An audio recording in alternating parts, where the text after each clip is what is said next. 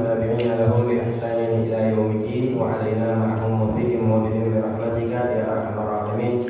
سبحانك لا علم لنا إلا ما علمتنا إنك أنت العليم الحكيم وتب علينا إنك أنت التواب الرحيم. رب اشرح لي صدري ويسر لي أمري واحلل عقدة من لساني يفقهوا قولي وسدد لساني واهد قلبي بحق سيدنا محمد صلى الله عليه وآله وصحبه وسلم. اللهم لا سهل إلا ما جعلته سهلا وأنت تجعل الحزن إذا شئت سهلا. اللهم يا من وفق أهل الخير للخير وعانهم عليه ووفقنا للخير وعنا على الأمر. حضرة المحترمين والمحترمات, para jamaah Majlis Taklim Masjid Jami' Taufiqur Rahman yang insyaallah kita semua senantiasa dirahmati diberkahi yang mulia dosa kita oleh Allah Subhanahu wa taala. Amin ya rabbal alamin. Para asatidzah, para guru, para tokoh, para sepuh, wabil khusus guru kita bersama Ustaz Fadilah Ustaz Qasim dan para guru-guru kita yang lain, itu semuanya kita doakan agar Allah Subhanahu wa taala panjangkan umurnya, Allah sehatkan badannya, Allah luaskan rezekinya dan Allah kabulkan segala hajat-hajatnya. Amin ya rabbal alamin. Puji dan syukur kita haturkan kehadirat Allah Subhanahu wa taala yang mana Allah Subhanahu wa taala masih senantiasa mencurahkan kenikmatan kepada kita semua, di antaranya nikmat iman, Islam, sehat walafiat, taufik, hidayah dan inayahnya, sehingga dengan semua kenikmatan tersebut kita masih diberi kesempatan untuk sama-sama berkumpul, bermuajah, bertatap muka di tempat mulia ini, sama-sama kita bersilaturahim dan mengambil bagian daripada warisan junjungan kita baginda Nabi Muhammad sallallahu alaihi wasallam yang ilmu yang bermanfaat. Mudah-mudahan dengan sebab kumpulnya kita di sini kita akan dikumpulkan kelak di surga bersama orang tua kita, bersama anak istri kita, bersama guru-guru kita, bersama orang yang kita cintai, bersama baginda Nabi Muhammad sallallahu alaihi wasallam. Amin ya rabbal alamin. Tak lupa salawat dan salam moga tetap tercurah kepada junjungan kita baginda Nabi Muhammad sallallahu alaihi wasallam. Begitu pula kepada segenap keluarga beliau, para sahabat beliau, para kerabat beliau dan kita semua selaku umat beliau, insyaallah mendapatkan syafaat beliau kelak pada kiamat nanti. Amin ya rabbal alamin. Sebelumnya bagi yang belum niat i'tikaf dipersilahkan untuk niat i'tikaf. Melanjutkan pengajian kita, kajian kitab Mukhtasar Tadhkiratul Qurtubi yang dikarang oleh Imam Syekh Abdul Wahab Asy-Sya'rani rahimahullahu taala. Kita sampai pada perkataan musannif, bismillahirrahmanirrahim, ila qala Syekh al-musannif rahimahullahu taala wa adama naf'a bihi wa bi barakati ulumihi bi ulumi sa'ir salihin wa bi ulumina wa ulumikum fid darain amin radhiyallahu anhu wa anhu al-anfal. Wa ruwiya anna malakal mauti jaa ila Ibrahim al-Khalil alaihi wassalam liyaqbida ruhahu faqala Ibrahim limalakil maut hal ra'aita khalilan yaqbidu ruha khalilihi fa'araja malakul mauti ila rabbih subhanahu wa ta'ala faqala qul lahu fahal ra'aita khalilan yakrahu liqa'a khalilihi faraja'a ilaihi faqala faqbid ruhi al-an. Wa kana Abu Darda radhiyallahu anhu yaqulu ma min mu'minin illa al-mautu khairun lahu faman lam yusaddiqni falyaqra qawlahu ta'ala wa ma 'indallahi khairun lil abrar. Wa qala Hasan bin Aswad innama kana al-mautu khairan lil mu'min li'anna fihi wusul al-habib ila al-habib wallahu a'lam. Babu dzikri jawazi tamanil muslim al-mauta wa du'a bihi idza khafa dhahaba syai'in min dinihi wallahu ta'ala a'lam bis-shawab.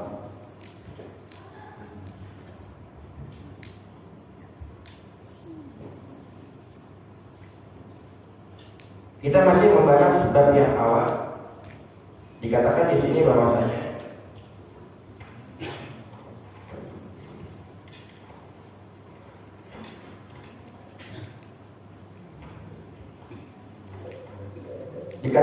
bahwasanya ruya diriwayatkan anna malakal mauti jaa ila Ibrahim al-Khalil alaihi wassalam, bahwasanya malaikat Israel, malaikat pencabut nyawa datang menemui Nabi Ibrahim alaihissalam.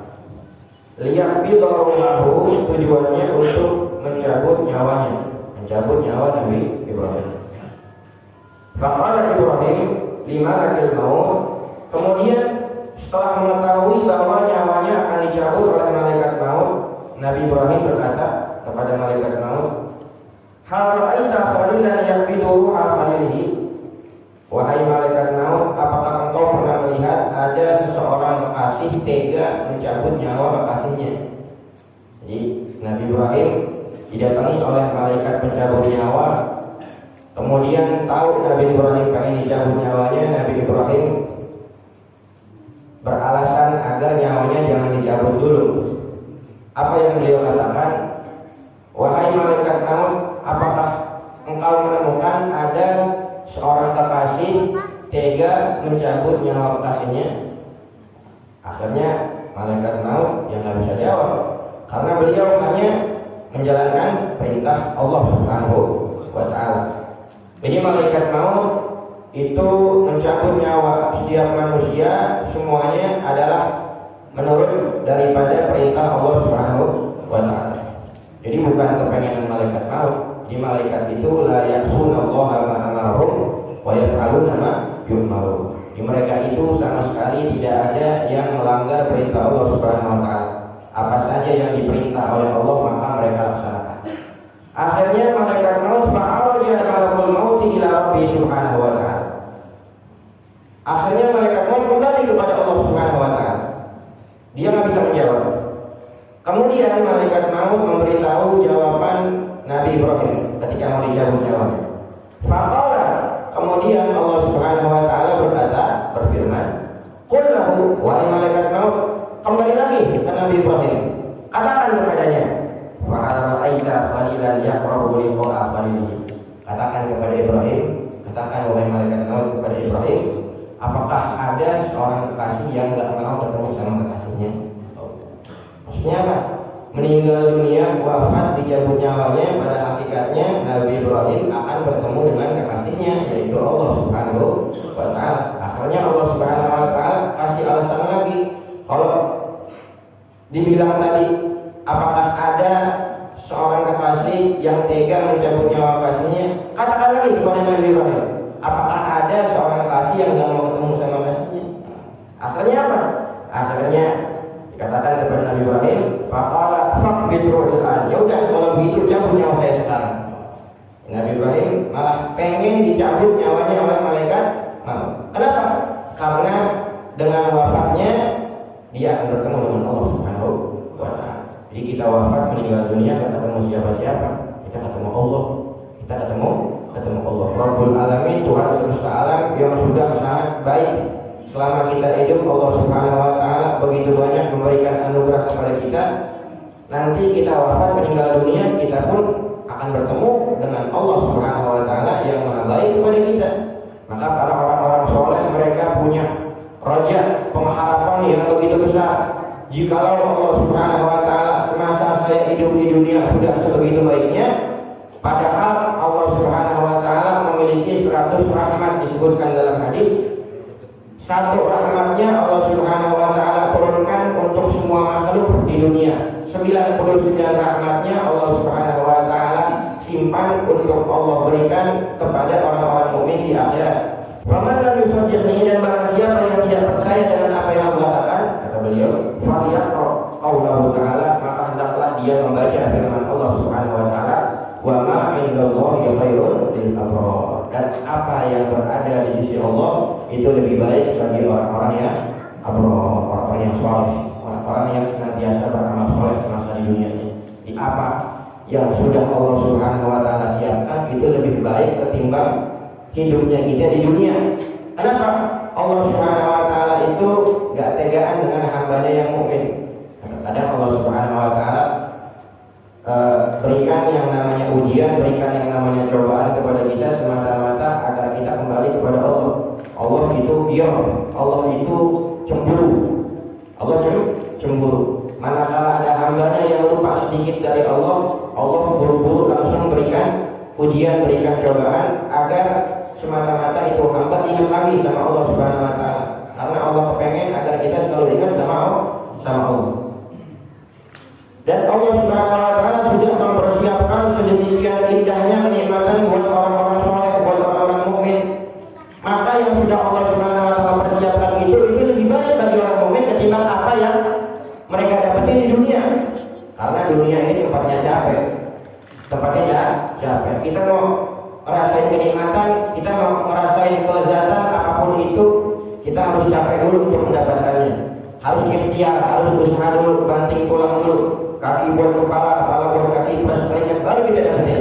Terlintas di hati kita, langsung Allah Subhanahu Wa Taala taruh di hadapan kita. Jadi nggak ada istilahnya kita kerja dulu. Saya nanti di surga gimana ya kalau pengen makanan ini, pengen makanan itu, atau pengen kenikmatan ini, kenikmatan itu. Kerja dulu, usaha dulu, plus keringat dulu. Enggak. Allah Subhanahu Wa Taala langsung berikan, bahkan kalau kita minta katakan hati langsung Allah Subhanahu Wa Taala kasih. Kata para ulama mengatakan bahwasanya itu adalah keistimewaan yang Allah Subhanahu Wa Taala berikan bagi orang-orang mukmin yang ketika di dunianya mereka bagus ikhtiarnya dalam mencari nafkah. Capeknya mereka semata-mata karena Allah. Ketika mereka bagus berusaha berikhtiar dalam mencari yang halal, maka balasannya mereka di surga mau dapetin apa-apa yang enak, gak perlu capek lagi. Gak perlu capek. Allah Subhanahu Wa Taala. Sekalipun udah Allah ceritain sebegitu indahnya dalam Al-Quran tentang kenikmatan surga, itu baru gambarannya doang, bukan hakikatnya.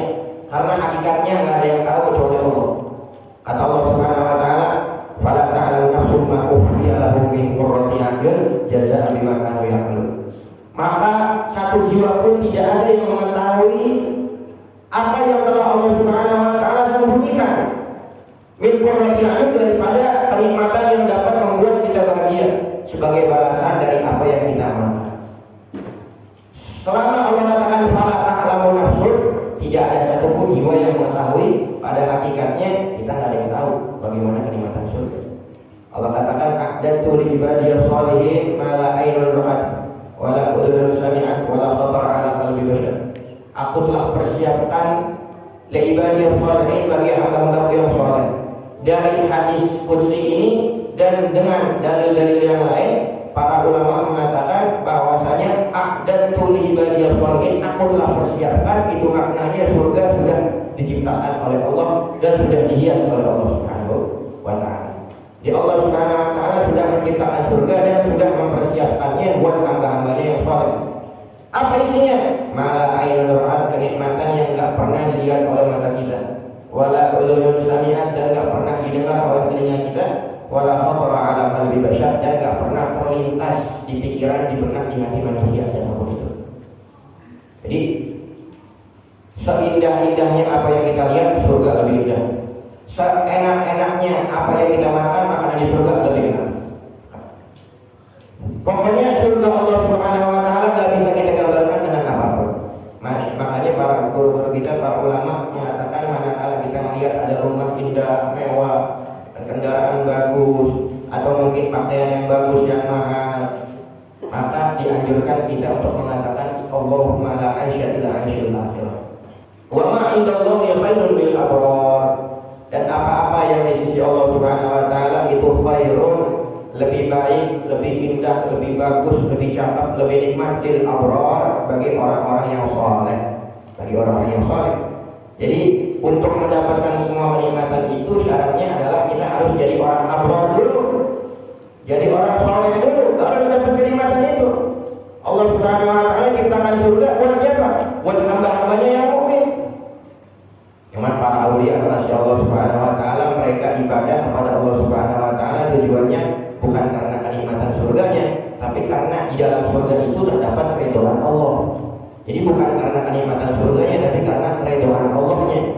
Bahkan mereka itu beribadah kepada Allah Subhanahu Wa Taala semata-mata karena mereka ingin mendapat satu kenikmatan yang paling tertinggi. Apa? An-nadharu ila wajhillah, yaitu memandang kepada Allah. Nanti di surga setiap orang mukmin bakal memandang kepada Allah Subhanahu Wa Taala bila aibin wala hisab. Bagaimana caranya? Yang tahu hanyalah Allah Subhanahu Wa Taala. Allah berbeda dengan dari makhluknya. Kita tak samakan, kita tak bisa samakan. Dan itu adalah kenikmatan yang paling tinggi. Allah katakan lilladzina ahsanul husna wa ziyadah. Orang-orang yang baik, orang-orang yang beramal saleh, mereka akan mendapatkan al-husna, yaitu kenikmatan surga, wa ziyadah, dan bonusnya yaitu melihat kepada Allah. Wujuhun yawma idzin nadhirah ila Nanti di hari kiamat para orang-orang mukmin di surga wajah mereka itu berseri-seri. Mereka bakal memandang kepada Allah Subhanahu wa taala. Para aulia mereka semua pengen masuk dalam surga karena di dalamnya mereka bisa memandang Allah. Mereka bisa memandang Nabi Muhammad SAW. Guru kita Habib Nurul Hafid beliau pernah mengatakan bahwasanya kadar lamanya kita dalam memandang Allah Subhanahu wa taala tergantung seberapa lamanya kadar kita memandang kepada Nabi Muhammad.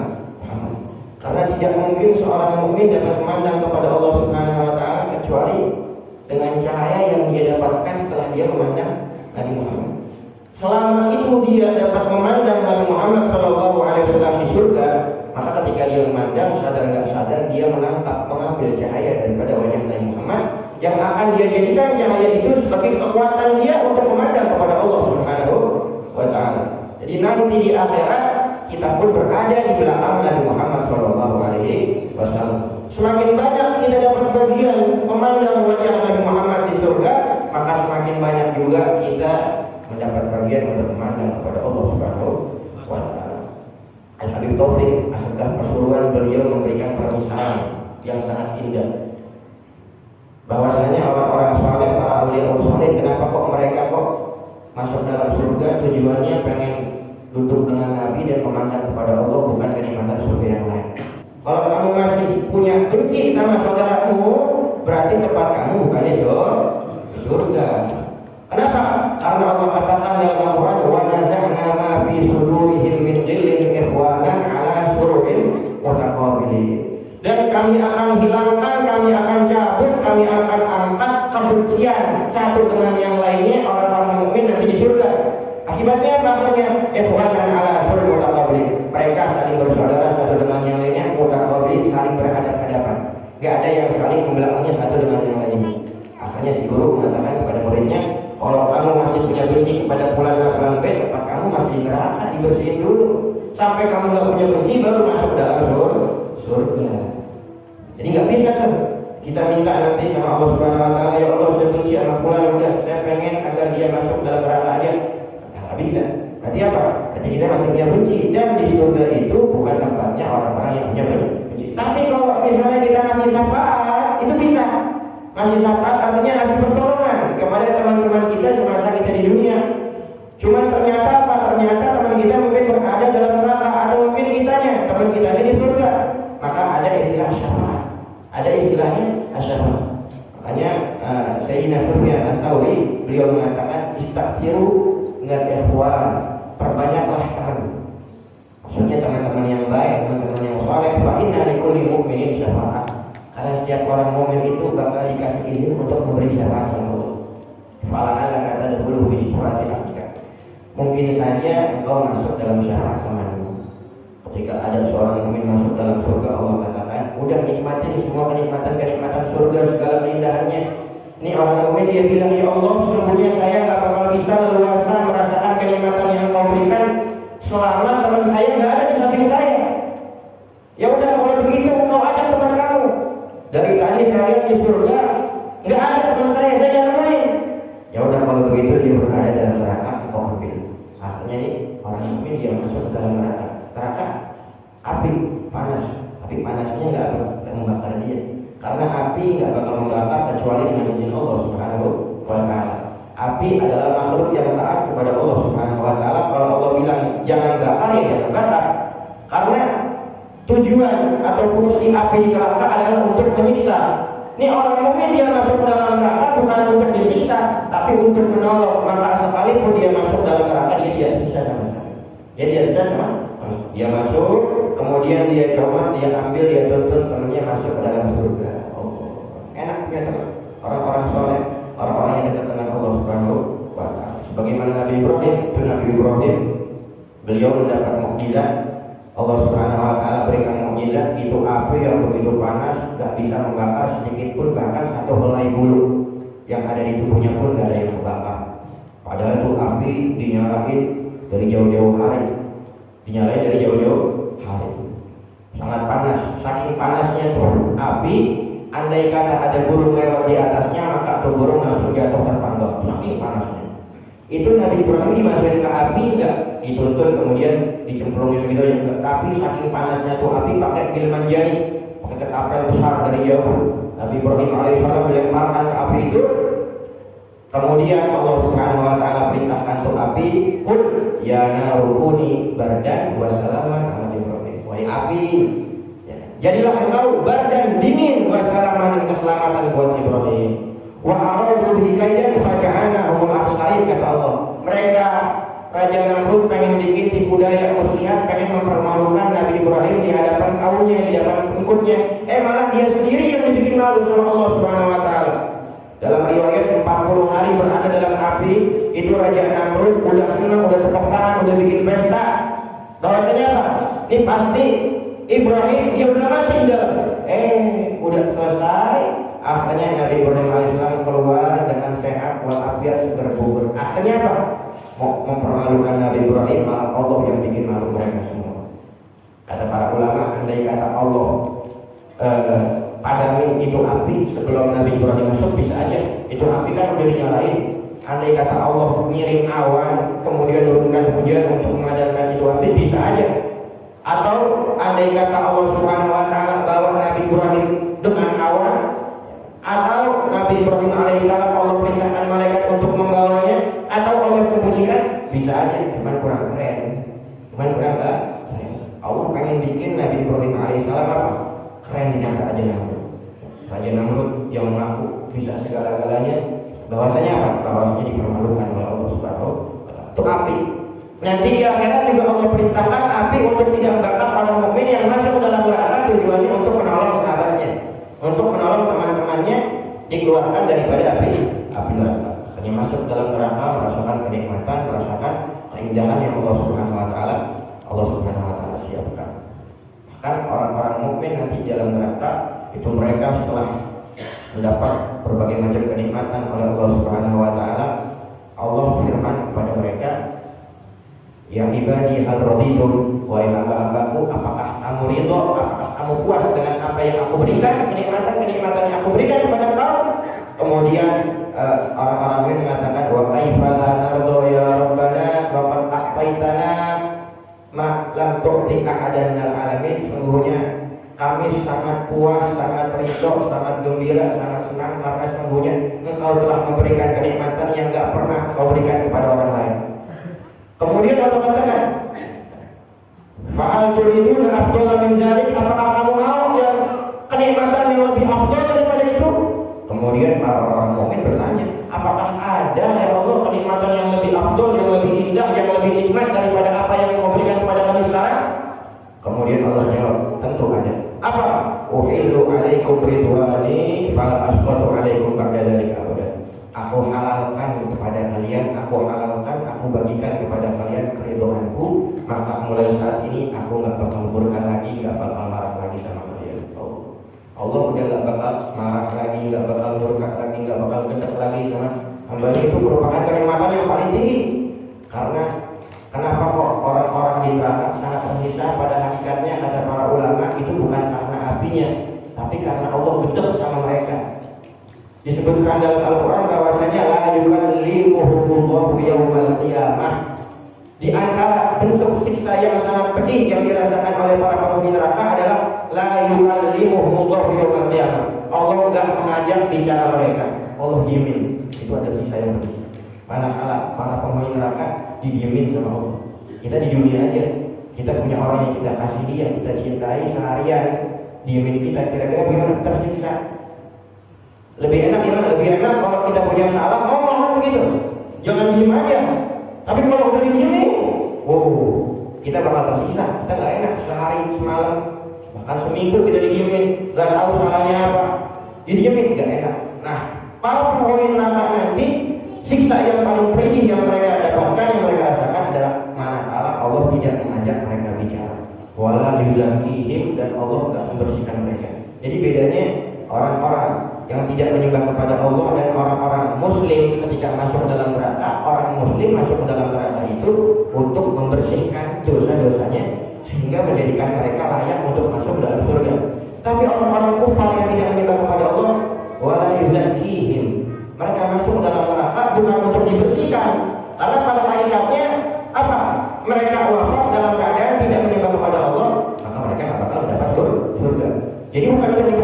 tapi semata-mata untuk merasakan azab, untuk merasakan azab.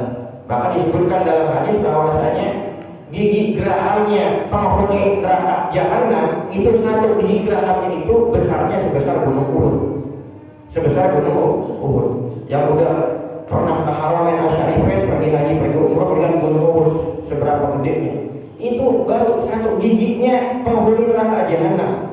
Bagaimana mulutnya, bagaimana kepalanya, bagaimana badannya. Jadi postur tubuhnya para penghuni neraka sangat besar, lebih besar daripada penghuni surga. Kenapa? Agar para ulama setiap jengkal tubuh mereka merasakan azab dan siksa Allah Subhanahu wa Ta'ala. Allah. Fungsinya liyadzuqul azab, kata Allah, agar mereka merasakan azab, agar mereka merasakan siksa. Maka dari situ Nabi Muhammad SAW beliau selalu membaca dan mengajarkan kepada kita semua, terutama sebelum kita salam pas waktu tasyahud akhir, agar kiranya kita baca Allahumma inni a'udzubika min adzabil qabri. Ya Allah, aku mohon kepada Engkau daripada azab kubur. Azab kubur itu mukadimahnya dulu. Sebelum merasakan azab nanti setelahnya di kubur dulu disiksa sama Allah. Disebutkan bahwasanya dalam hadis bahwasanya al-qabru awwalu manzilin min manazil akhirah. Sungguhnya kuburan itu adalah fase pertama daripada fase-fase yang sangat banyak yang akan kita lewati sampai ke negeri akhirat. Jadi bukan pas istirahat terakhir, masih awal itu. Dan belum tentu kita istirahat di situ. Kita belum tentu istirahat dalam kubur. Faman naja minha fama ba'dahu kaisar. Barang siapa yang dikubur dan selamat, maka nanti setelahnya bakal lebih mudah. Waman lam yanju minha fama ba'dahu aksar. Dan barang siapa yang tidak selamat dalam kubur, maka pasti setelahnya akan lebih sulit buat dia kubur. Hanya orang-orang sekarang belum ada tuh yang namanya masuk dalam surga, masuk dalam neraka. Mereka semua ada di alam barzakh. Alam barzakh adalah alam pemisah antara dunia dan akhirat. Nah, dalam alam barzakh itu ada yang namanya siksa kubur, ada yang namanya adab kubur, ada yang namanya raudhah min riyadil jannah, ada yang namanya hufrah min hufarina, ada yang namanya taman surga, ada yang namanya jurang api neraka. Disebut dalam hadis bahwasanya orang mukmin ketika wafat meninggal dunia itu Allah Subhanahu wa Ta'ala bakal perluas kuburannya itu sab'una dzira'an 70 hasta. Kemudian Allah Subhanahu wa Ta'ala tumbuhkan hijau-hijauan yang bikin dia adem. Kemudian Allah Subhanahu wa Ta'ala buatkan lubang yang mana lubang ini itu mengarah kepada surganya Allah Subhanahu wa Ta'ala, sehingga walaupun dia masih berada dalam kubur, tapi sayup-sayup angin udara di surga udah dia dapetin, dia rasakan. Padahal kalau kita lihat-lihat misal ada pemindahan kuburan misalnya, ada pelebaran jalan dan sebagainya, sebagaimana yang di Masjidil Haram yang terjadi. Orang-orang soleh, bahkan kuburan Sayyidina Hamzah bin Abdul Muthalib paman Nabi Muhammad SAW yang wafat di perang Uhud, syahid, beliau kan wafatnya bagaimana? Ditombak sama Wahsy yang nantinya masuk juga ke dalam agama Islam. Diperintahkan oleh Hindun yang nantinya juga masuk ke dalam agama Islam, Fatu Mekah. Nah, ketika itu kan ditolak dari jauh. Ini Sayyidina Hamzah ini dapat julukan Asadullah fil ardi, singa Allah di bumi, sangat berani. Mungkin kalau satu lawan satu main pedang bakal kalah Wahsy, tapi bisanya apa? Bisanya dari jauh maju. Akhirnya karena Hindu dia punya keluarga, dia punya orang tua dibunuh di perang Badar, dia berkendak suruh Wahsy penombak yang itu dia bayar untuk apa? Untuk membunuh sahabat Hamzah. Dari jauh ditombak. Kemudian beliau wafat, ketika selesai perang disamperin sama Hindun, kemudian dibelek. Bahkan disebutkan oleh ulama surah bukan itu saja, telinganya diputus, kemudian dibelek, kemudian diambil matinya, kemudian dimakan mentah-mentah, kemudian dilebah. Kemudian Hindun mengatakan, sungguhnya aku sudah puas. Jadi apa yang telah ada di hatiku, ya kan, sudah terbayar. Kubur kan. Ketika terjadi pelebaran, itu makam Sayyidina Hamzah disebutkan itu dipindahkan ke tempat yang lain. Ketika dibuka, itu orang-orang yang ikut memindahkan jenazah daripada sahabat Hamzah, itu mereka melihat bahwasanya itu darah sahabat Hamzah dari dada sebelah kiri itu seakan-akan apa? Seakan-akan baru meninggal kemarin, masih bercucuran, masih segar darahnya. Padahal udah 14 tahun yang lalu, 1400 tahun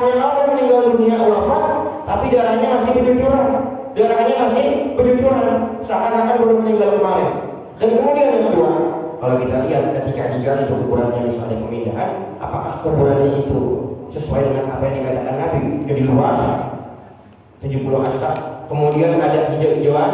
Enggak. Kenapa? Alamnya beda. Beda. Alam kita sama alam barzakh beda. Makanya gimana? Sehebat secanggih apapun teknologi yang diciptakan oleh manusia, sampai kapanpun gak bakal bisa mendeteksi ada kubur, nikmat kubur gak bisa. Gak bakal bisa sampai kapanpun. Kenapa? Karena ini termasuk daripada perkara-perkara yang gaib. Ketika ada perkara-perkara yang gaib, Allah hanya perintahkan kita bukan mencari tahu, tapi untuk iman aja udah. Maka di antara yang menjadikan orang itu mulia di hadapan Allah, alladzina yu'minuna bil ghaibi, beriman dengan perkara itu. Bukan cari tahu, tapi beriman dengan perkara itu. Dan orang yang mukmin nanti ketika wafat meninggal dunia, dia beramal soleh, maka kuburannya akan diluaskan oleh Allah Subhanahu wa taala sab'una dira'an, 70 hasta. Maka dari situ sahabat Abu Darda mengatakan bahwasanya meninggal dunia, wafat, matinya orang mukmin itu lebih baik. Kenapa? Karena Allah Subhanahu wa taala sudah persiapkan kenikmatan yang sangat besar buat dia. Karena Allah nggak pengen dia lama-lama capek di dunia. Dan yang terakhir dikatakan oleh Hasan bin Aswad, innama kana al-mautu khairan lil mu'min li'anna fihi wusulul habib ila habib. Hanya saja kematian itu sangat baik bagi seorang mukmin karena dengan sebab kematian kita dapat bertemu dengan Allah Subhanahu wa ta'ala. Tidak betul dengan satu amalan yang disebutkan oleh Muhammad SAW, man qara'a ayatul kursi dubura kulli sholatin maktubatin lam yakun bainahu wa bainal jannah jalur. Barang siapa yang istiqomah baca ayat kursi setiap habis sholat 5 waktu sekali aja, maka nggak ada yang dapat mencegah antara dia dan surga kecuali kematian. Maksudnya gimana? Setelah dia wafat meninggal dunia, insya Allah masuk dalam surga Allah Subhanahu wa ta'ala. Baca apa? Ayat kursi setiap habis sholat 5 waktu. Mudah-mudahan bisa kita amalkan dan manfaat di dunia wal akhirah. Wallahu ta'ala a'lam bishawab. Boleh ada pertanyaan? Ya. Betul, silakan. Ada pertanyaan atau yang kurang jelas?